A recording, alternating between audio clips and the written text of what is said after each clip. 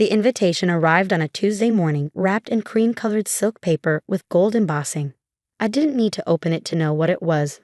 My sister Emma's wedding invitation. The same invitation that had been plastered all over social media for weeks, with Emma proudly declaring it would be the society event of the year. I stood in my kitchen, coffee growing cold in my hand, staring at the envelope. Part of me wanted to throw it straight in the trash, but curiosity won out. I carefully opened it, pulling out the elaborate card inside. "You are cordially invited." I read the first line and snorted. Below the standard wedding text was a handwritten note in my mother's distinctive handwriting.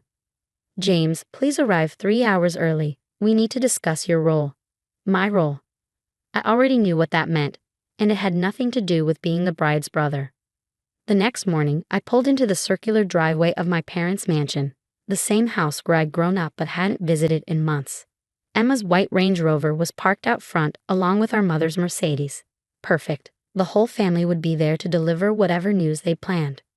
"You're late," my mother said as soon as I walked in, not bothering with a greeting. She sat perched on the edge of her favorite armchair, already dressed for the day in designer clothes that probably cost more than most people's monthly salary. "Good morning to you too, Mom," I replied, taking a seat on the couch. Emma sat next to our mother, practically vibrating with what I assumed was either excitement or anger. With Emma, it was often hard to tell the difference. "James," Emma started, her voice dripping with false sweetness, "we need to discuss your participation in my wedding." I raised an eyebrow. I thought that's what the invitation was for. "Don't be difficult," my mother snapped. "You know what we mean. Given your current situation, we think it's best if you help out in a different capacity." Ah, there it was. My current situation. Code for the fact that I'd refused to join the family business, choosing instead to build my own tech startup from scratch. In their eyes, I was the family disappointment, the son who'd thrown away a guaranteed future in our father's investment firm to play with computers. "What exactly did you have in mind?" I asked, though I already knew where this was heading. Emma straightened in her chair, her engagement ring catching the light as she gestured. "We need someone to help coordinate with the catering staff. Make sure everything runs smoothly. Since you're so intent on working hands-on jobs, we thought you'd be perfect." The insult was clear. They wanted me to work as staff at my own sister's wedding. "Let me get this straight," I said, keeping my voice level. "You want me to work as a waiter at your wedding instead of attending as your brother?" "Don't be dramatic, James," my mother sighed.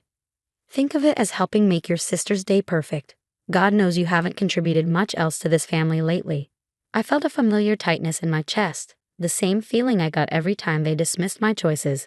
What they didn't know, what I'd made sure they didn't know, was that my little computer project had caught the attention of one of the biggest tech companies in the country. I'd been in secret negotiations for months, and the acquisition deal was worth more than my father's entire year's profit. "And what if I refuse?" I asked, more out of curiosity than defiance. Emma's sweet facade cracked. "Then don't come at all. I'd rather not have you there than have you embarrass me in front of Jonathan's family. Do you know his father is the CEO of StarTech Industries? I can't have my failure of a brother sitting at the family table." I almost laughed at the irony. StarTech Industries, the very company that was about to acquire my startup for 9 figures. But they didn't need to know that. Not yet. "Fine," I said, standing up. "I'll help with the catering." Emma's triumphant smile made my decision easier. "Perfect. The uniform will be delivered to your apartment.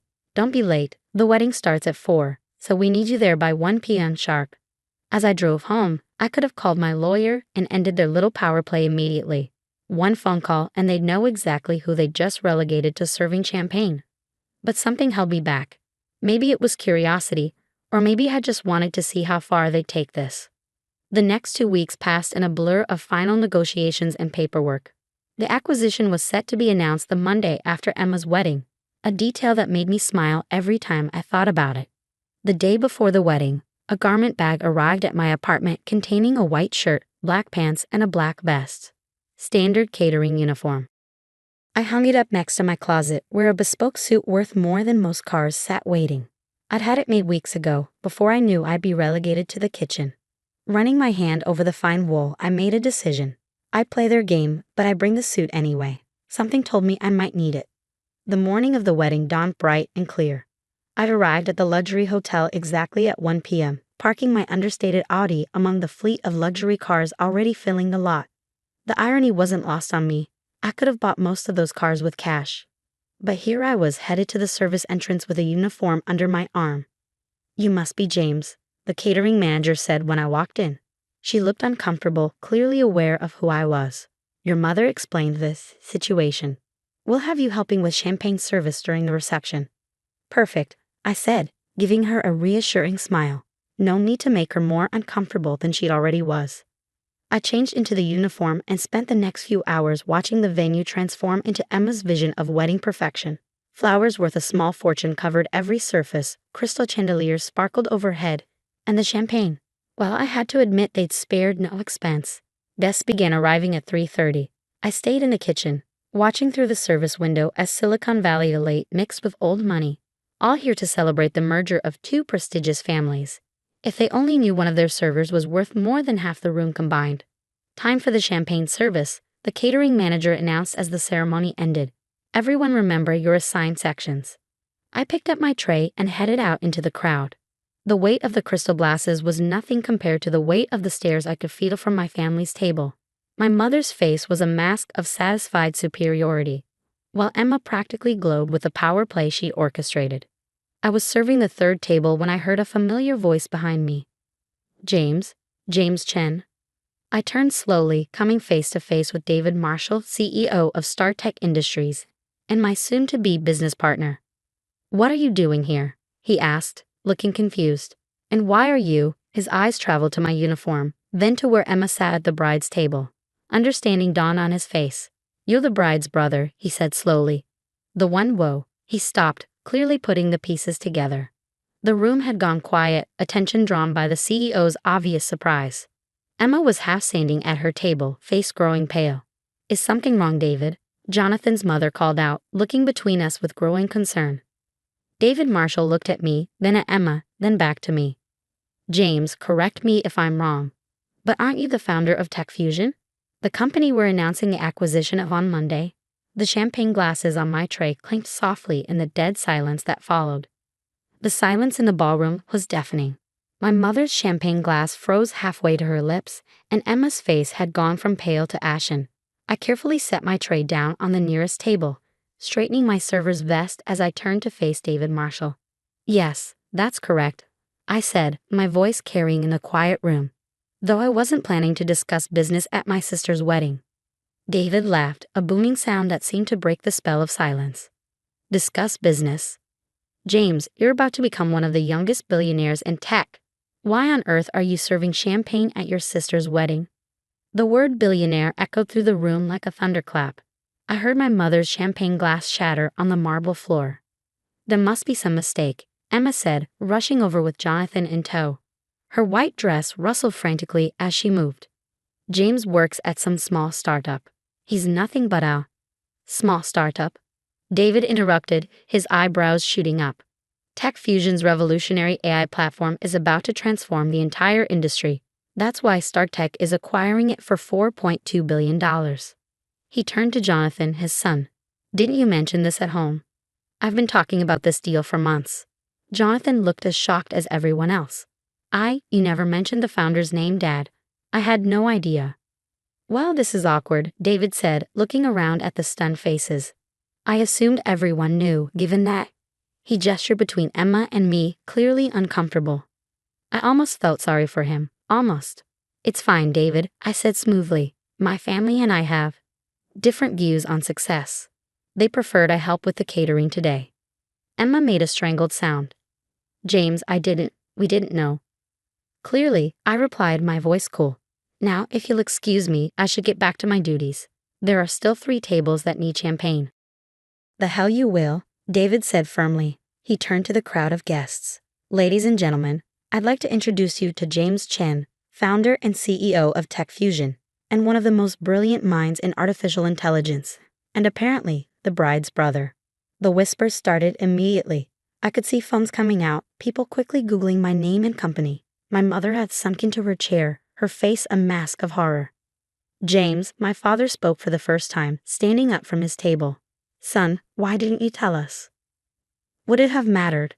I asked quietly. "When I tried to explain my work 3 years ago, you called it a waste of time." When I needed seed funding, you told me to stop playing with computers and get a real job. When I moved out of the family estate to be closer to my office, he said I was throwing my life away. I straightened my shoulders. So no, I didn't tell you. I didn't tell any of you. Emma stepped forward, her perfect makeup starting to smear from tears. But you let us treat you like what, Emma? I asked. Like staff? Like someone beneath you? Yes, I did.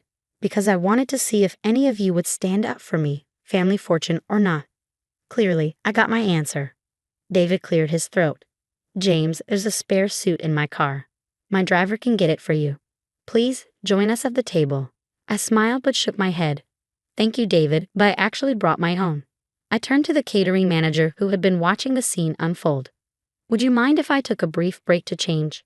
She nodded quickly, probably grateful for any excuse to escape the tension in the room. Perfect, I said. I'll be right back.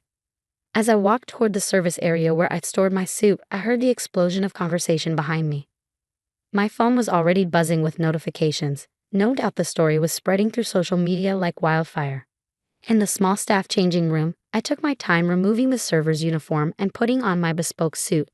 The charcoal gray wool was a far cry from the polyester vest I'd been wearing. I checked my appearance in the mirror, adjusted my tie, and took a deep breath. When I returned to the ballroom, the atmosphere had shifted dramatically. People who had ignored me minutes before now rushed to introduce themselves. Venture capitalists who wouldn't have given me the time of day were suddenly eager to discuss potential investments. I made my way to the family table, where my mother sat still as a statue. My father looked shell-shocked, and Emma seemed to be having a heated whisper conversation with Jonathan. James, my mother started as I approached. Darling, we had no idea. I held up a hand to stop her. Mom, let's not do this now. This is Emma's wedding day after all. We wouldn't want to make a scene. The irony of my words wasn't lost on anyone at the table. David appeared at my side, champagne in hand, the expensive kind that had been reserved for the special guests. Here, he said, handing me the glass. I think you deserve this more than anyone. I accepted the glass with a nod of thanks. To the happy couple, I said, raising it slightly. Emma burst into tears and rushed from the table, her wedding dress swishing behind her. Jonathan looked torn between following his bride and staying to damage control the situation with his father. Go, I told him. She's your wife. She needs you. He gave me a grateful look and hurried after Emma. Well, David said, taking a seat next to me. This is certainly not how I expected to announce our partnership. I couldn't help but laugh. Life has a funny way of working out, doesn't it? That it does, he agreed. Though I have to ask, why didn't you say anything when you found out Jonathan was my son? I shrugged. It wasn't relevant to our deal. I wanted StarTech to acquire Tech Fusion because it was the right move for both companies, not because of any family connections. David nodded approvingly. That's exactly why you're going to do incredibly well in this industry. He glanced at my still shocked parents. Though I have to admit, I'm curious about one thing. Just one. I asked, raising an eyebrow. Why did you go along with? He gestured at the server's uniform hanging in the staff area. All of this? You could have stopped it at any time. I took a sip of champagne, considering my answer. The truth was, I'd been asking myself the same question all day. I guess I needed to know, I said finally. I needed to see if anything had changed, if they had changed. I looked around the grand ballroom, at the faces that now watched me with calculating interest. Money changes how people treat you, David, but it doesn't change who they are. The rest of the wedding reception passed in a blur of forced smiles and awkward conversations. Emma eventually returned, her makeup freshly fixed, but her eyes still red.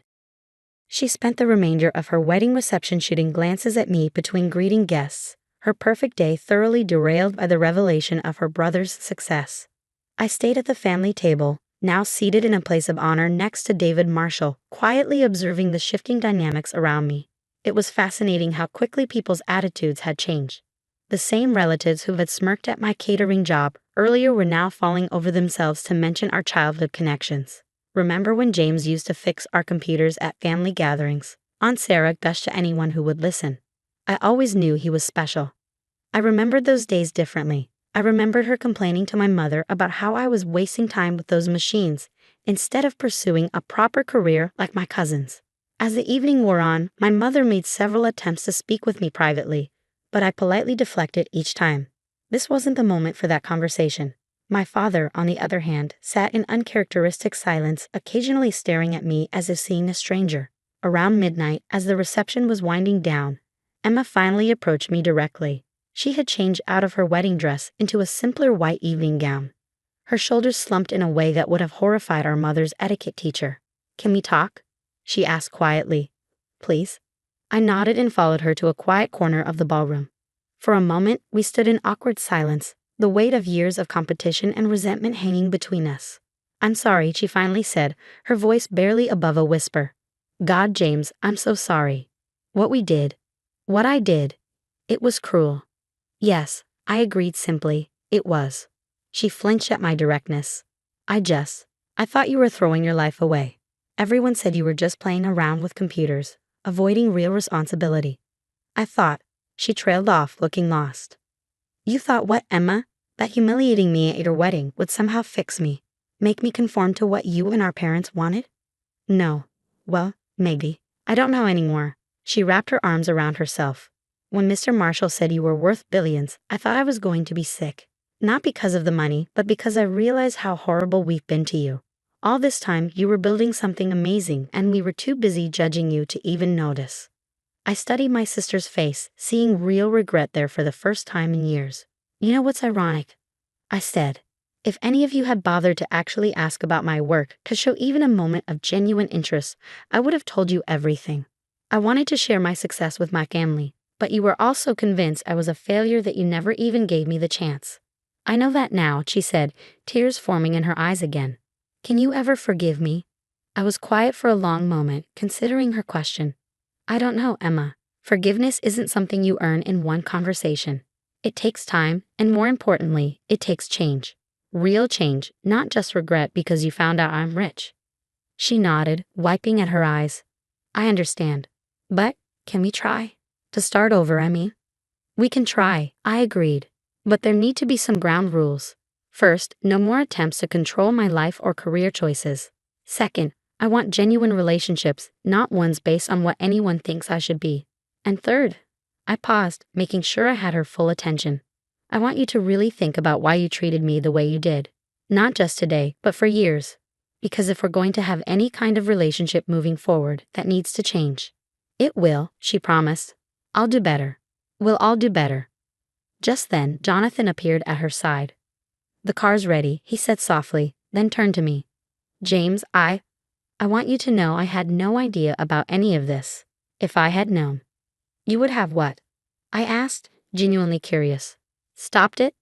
Told Emma and our parents they were wrong? Or would you have just treated me differently because of my bank account?" He had the grace to look uncomfortable. "I don't know," he admitted. "But I hope I would have done the right thing." "Well," I said, "I guess we'll never know. But going forward, maybe we can all try to do the right thing regardless of someone's perceived worth." They both nodded, and after a moment of awkward silence, Emma stepped forward and hugged me. It was brief and tentative, nothing like the casual affection we'd shared as children, but it was a start. As they turned to leave, Emma paused. Will you come to Sunday dinner next week? Mom's already planning it. She wants to make your favorite dessert." I couldn't help but laugh. "Of course she is. Tell her I'll think about it." After they left, I found myself alone in the rapidly emptying ballroom. David Marshall had already departed, but not before scheduling a breakfast meeting to discuss our upcoming announcement. The catering staff was cleaning up, and I noticed they were treating me with the same deference they'd shown the other guests all evening. My phone buzzed with a text from Grace, my best friend and the only person who'd known about my success all along. "How did it go? Did they faint when they found out?" I smiled as I typed back, "No fainting, but Mom did drop her champagne glass. Call you tomorrow with details." As I walked to my car, I thought about everything that had happened. The day hadn't gone anything like what my family had planned. But maybe that was for the best. Sometimes it takes a dramatic shakeup to break old patterns and force people to see their own behavior clearly. The next morning, I woke up to hundreds of messages and missed calls. But I ignored them all in favor of making my usual morning coffee and sitting on my balcony. The sun was rising over the city, painting the sky in shades of pink and gold. My phone buzzed again. Another text from my mother, this one asking if I'd like to meet for lunch to discuss everything. I took a sip of coffee and thought about Emma's invitation to Sunday dinner. Part of me wanted to decline to make them work harder for forgiveness. But another part remembered the genuine regret in Emma's eyes, the shock on my father's face, the way my mother's hands had trembled when she tried to speak to me later in the evening. Maybe it was worth giving them a chance to prove they could change. Not for the billions or the business success, but for the relationship we might have had all along if they'd just accepted me for who I was. I picked up my phone and typed a reply to my mother. Not lunch, but I'll think about Sunday dinner, on one condition. We talk about who we are, not what we're worth. Her response came immediately. Anything you want, sweetheart. We have so much to make up for. I set the phone down and looked out over the city again. The truth was, I didn't need their approval anymore. I'd built my success without it, proven myself without their support. But maybe, just maybe, we could build something new from the ashes of yesterday's revelations. Not the relationship they tried to force, but something authentic, based on who we really were rather than who they thought we should be. As I finished my coffee and prepared for my breakfast meeting with David, I couldn't help but smile at the irony of it all. Sometimes the best revenge isn't about getting even or proving people wrong. Sometimes it's about standing firm in who you are and letting others realize their own mistakes. My phone buzzed one final time, a message from Emma. I know I don't deserve it, but thank you for not completely ruining my wedding when you could have. And I'm sorry we almost ruined it ourselves. I typed back a simple response. That's what family is supposed to be about, isn't it? Even when we mess up. Because in the end, that's what this was all about. Not the money, not the success, not even the vindication. It was about family, the ones we're born with and the ones we choose to become. And maybe, just maybe, my family would finally choose to become something better.